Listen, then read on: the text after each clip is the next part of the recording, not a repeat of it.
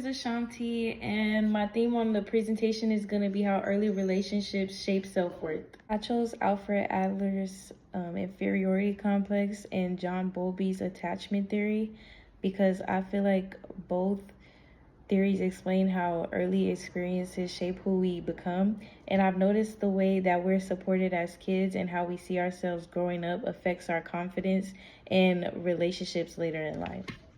My first theory is the inferiority complex developed by Alfred Adler. Basically, inferiority complex is when someone overcompensates to hide their feelings of inferiority, or they get stuck on it and it develops into this complex. So usually, like, when you see someone dealing with this, they'll either withdraw and they'll not deal with like any challenging aspects in life, or they might doubt themselves. Rather than someone different who deals with inferiority complex, they might overcompensate, might do more just to feel like they're complete, like they're not inferior, they're more than. And also, this comes from a place like in childhood where we feel like smaller. So like now when you get older, you want to feel more superior and stronger. So this creates that complex. For example, I found myself like comparing myself to people on social media, like my peers, like, you know, why don't I have this job, you know, this serious job? Why don't I have an apartment yet? Things like that. But that shouldn't make you feel inferior. Like that should make you want to go harder. And that doesn't make you inferior, because what you have and material things shouldn't define you. How you feel about yourself defines you at the end of the day, and how you treat other people. My second theory that I'm going to do is the attachment theory by John Bowlby. And the idea of this theory is that as humans, we're wired to form emotional bonds with our caregivers, like, you know, our mom or whoever raised us growing up. These attachments build like a working model as to like how our later relationships are supposed to work, or how we think they should work. The types of attachments are based on like parenting styles, and these attachments are secure, anxious, and avoidant. Bowlby believed that a secure and consistent caregiver led to a secure attachment, while inconsistent caregivers led to more anxious and avoidant attachments. I feel like this theory helped shape my perspective on like my attachment style, and like it kind of made me rethink like my childhood.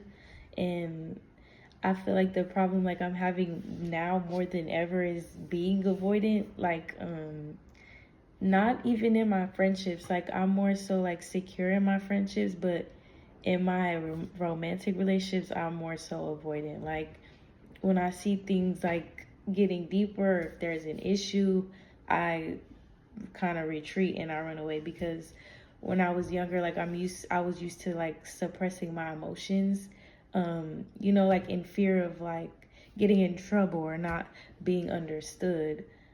So that's kind of like my comfort when I don't feel understood in that kind of relationship, is to like run, which I'm working on.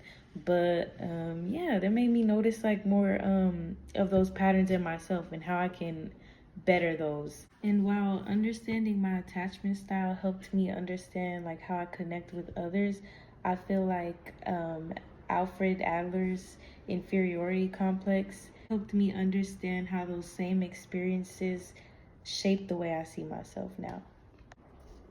Adler believed that we all grow up with feelings of being dependent or inferior, and that grows into feeling motivated, or we can be stuck in those feelings of inferiority, and that can hold us back if we don't process them in a healthy way.